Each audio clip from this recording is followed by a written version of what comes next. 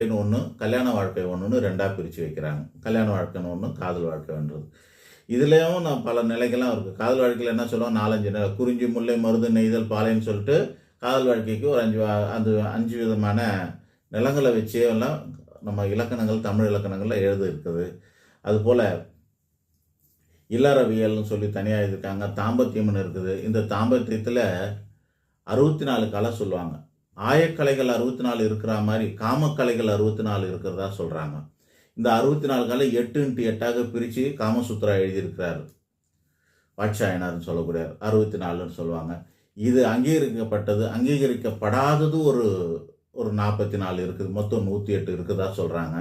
இந்த 108 இது மட்டும் இல்லாமல் ஒரு 108 நிலைகள் வேலை இருக்குது. நிலைகள்னால் பொசிஷன் பேராக இருக்குது. இந்த மாதிரி அதை வேற சொல்கிறாங்க. இதெல்லாமே சொல்லக்கூடியது தான். இதெல்லாம் ஸ்கிப் பண்ணிட்டு போகக்கூடாது. இதெல்லாம் ஸ்கிப் பண்ணி ஐயோ இது அசிங்கமான வார்த்தையாச்சுன்னு ஸ்கிப் பண்ணிட்டா ஆன்மீகமாகாது. இவை அனைத்தும் சேர்ந்து சொல்லக்கூடியது ஏதோ அதுதான் ஆன்மீக கலையாக இருக்கும். அதுதான் ஆன்மீகம். அடுத்ததான் 4வது பால்னு சொல்லக்கூடியது, அல்லது வீடு பேரு மோட்சம்னு சொல்லக்கூடியது, பேரின்பம் சொல்லக்கூடியது என்னன்னா அதில் 4 நிலை அதுலேயும் இருக்குது. 3 மார்க்கம்னு சொல்லுவாங்க. பகவத்கீதையில் 3 சொல்லியிருக்காங்க. பக்தி மார்க்கம், யோக மார்க்கம், ஞான மார்க்கம்னு சொல்லுவாங்க. பக்தியை 2ஆகவும் பிரிக்கலாம். சரியை கிரியைன்னு 2 விதமாக பிரிக்கலாம். சரியை கிரியை. சரியைன்னா என்ன அப்படின்னா விரும்பின சாமியை பார்த்து கும்பிட்றது சரியை.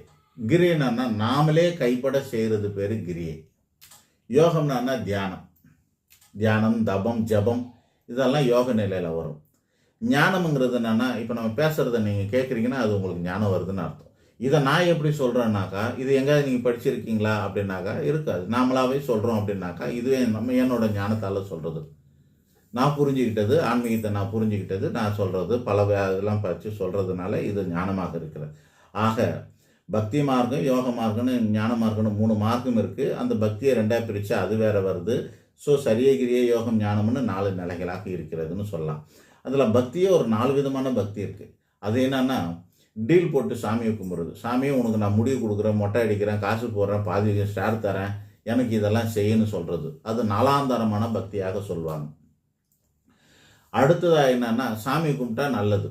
இது கொஞ்சம் விவரமானவங்க என்ன சொன்னால் சாமியை சேவிச்சிக்கோ நல்லது, சாமியை சேவிச்சிக்கோ நல்லது, சாமி கும்பிடு நல்லது, சாமி கும்பிடு நல்லதுன்னு சொல்கிறாங்க.